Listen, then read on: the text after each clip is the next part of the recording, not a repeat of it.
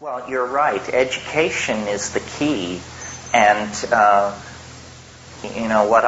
it's just my opinion on this, but history is, to not know your history is to be amnesic. I mean, if you met a person who couldn't tell you where they were from 1970 to 80, you would define them as a fairly damaged person. But how many people do you meet who can tell you where Western civilization was between 900 and 1600? People don't know. So since they don't know, they can be fed any shit that is out there, and they don't know. They have no idea. So the way to gain power is to reclaim a command of history. And then you can, like for instance, I remember when the Vietnam War was breaking out, and I was in school at the University of California at Berkeley, and the professor said, we all have to read Thucydides.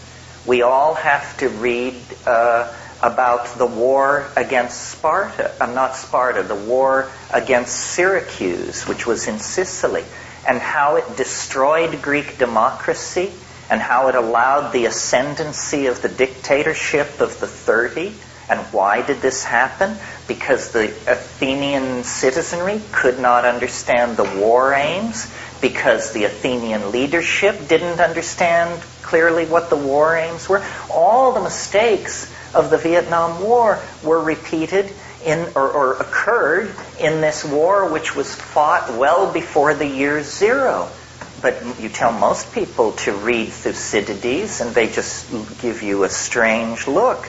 Well, it's not because we want to be obscurantists or we want to carry on conversations like Cambridge intellectuals. It's because we want to know what to do with the future. And the first thing you do with the future is you don't make the stupid mistakes that were made in the past. Like this New Age thing amazes me. I mean, there are people who call themselves spiritual thinkers who think that the spiritual quest began with Madame Blavatsky, for crying out loud. Well, I've got news for you. People have been over this ground again and again and again. It always amazes me that people will give their loyalty to a guru who is obviously, a grab tailor and a tax skate and a jerk. And you say to them, well, have you read Plato? Or have you studied Nagarjuna? Do you know what Moses Maimonides has to say about this?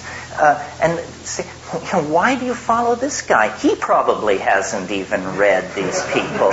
Do you know that there have been some fairly bright people around over the last 6,000 or 7,000 years? And yeah, they don't have a white limousine, or they won't invite you up to their place in the Hamptons or something, but they're good. And all you have to do is go to the public library and read this stuff. And people don't want that. They want flash. This very sincere people come to my workshops, and I realize that they want me to tell them this stuff. And because I guess this is better than sitting home on a Saturday afternoon and reading. But Plato said it a lot better than I'm saying it. And so did a lot of other people. Civilization is a vast storehouse of wisdom.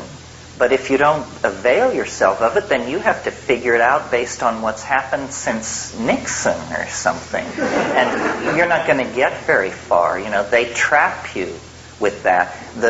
I don't want to rave about this, but what I saw happen to my own university, I think that a conscious decision was made by the American establishment at the close of the 1960s.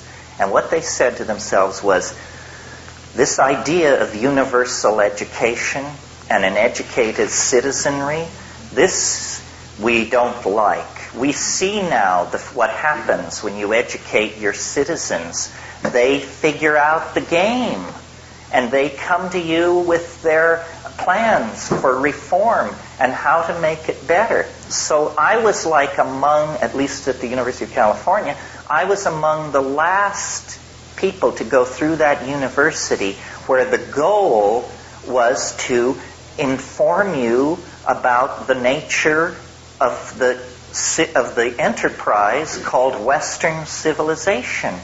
And after that, what they got into was this MBA, data entry, all this stuff. The universities became trade schools. And what they give you is video games.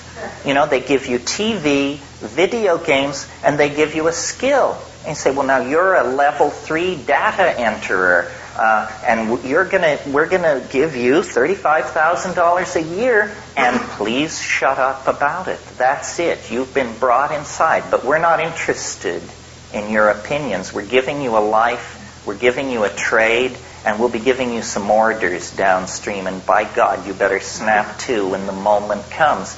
This has nothing to do with democracy. This is fascism, is what it is.